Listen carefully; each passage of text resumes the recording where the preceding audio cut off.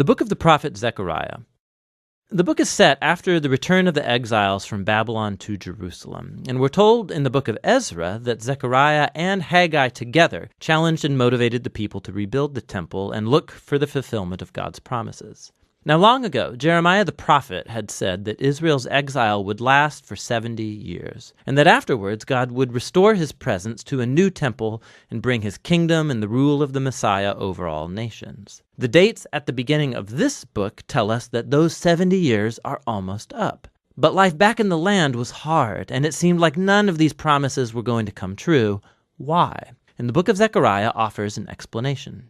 It has a fairly clear design. There's an introduction which sets the tone for a large collection of Zechariah's dream visions, and that's concluded by chapters 7 and 8. And then this is followed by two more large collections of poetry and prophecy. Let's just dive in and see how the book works.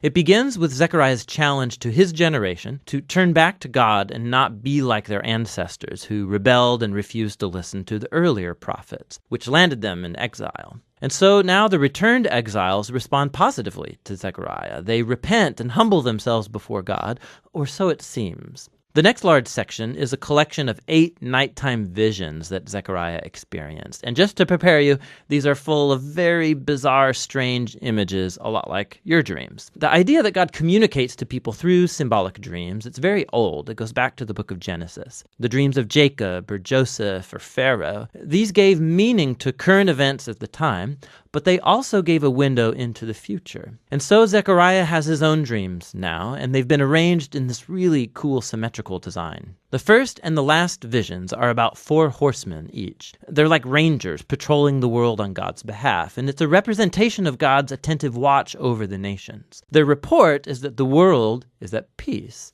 And in Zechariah's day, this refers to how God raised up Persia to conquer Babylon and bring peace. And so the question now arises, the 70 years of Israel's exile are almost up. Is now the time for the Messianic kingdom in Jerusalem? And God responds by saying that he's determined to fulfill those promises, but he leaves the question of timing unanswered.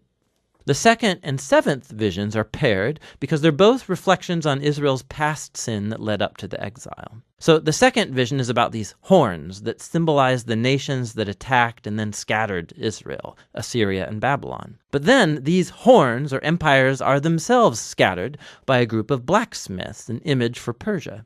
The 7th dream is about a woman in a basket, and we're told that she's a symbol of the centuries of Israel's covenant rebellion. And then this woman is carried off to Babylon by other women who carry the basket flying with stork wings. This is so strange. The 3rd and 6th visions are paired as they're both about the rebuilding of a new Jerusalem. So a man is measuring the city. It's an image of God's promise that Jerusalem will be rebuilt and become a beacon to the nations who will join God's people in worship. And then the 6th dream is about a scroll that flies around the New Jerusalem, punishing thieves and liars. The idea being that the New Jerusalem is a place that's purified from sin by the Scriptures. The 4th and 5th visions are at the center of this collection, and they're about the 2 key leaders among the returned exiles. So Joshua, the high priest, and then Zerubbabel, the royal descendant of David. So Joshua had been symbolically wearing Israel's sin in the form of these dirty clothes. But then those are taken off, and he's given new clothes and a new turban, a symbol of God's grace and forgiveness. And then an angel tells Joshua that if he remains faithful to God, he will lead his people, and Joshua will become a symbol of the future Messianic king.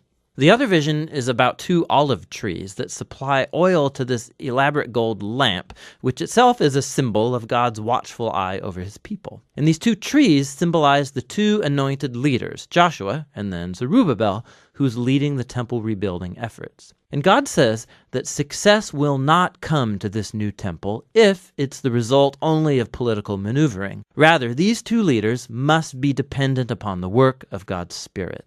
The visions come to a close with a bonus vision from the prophet, and it picks up the themes of the central 4th and 5th visions. It's Joshua, the high priest again, and he's given a crown and presented as a symbol of the future Messiah, who will also be a priest over God's kingdom. And then Zechariah closes it all out, saying that all of these visions will be fulfilled only if the current generation is faithful to God and obeys the terms of the covenant. And so altogether, these three visions emphasize how the coming of the Messianic kingdom is conditional upon this generation being faithful to God. Which leads to the conclusion of the dreams. It's another challenge from Zechariah, and a group of Israelites come, and they've been mourning over the former temple's destruction for nearly 70 years.